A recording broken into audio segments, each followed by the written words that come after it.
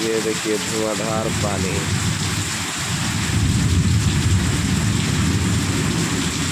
तो गंगा बहा दिया है।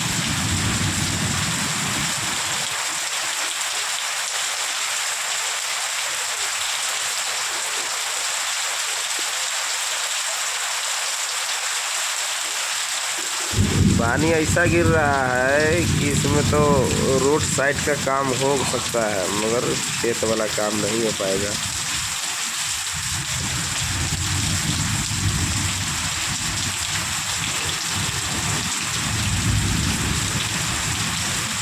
आज काम बाधित हो गया, रात भर परेशान रहने के बाद भी बाधित हो गया। करे तो क्या करे।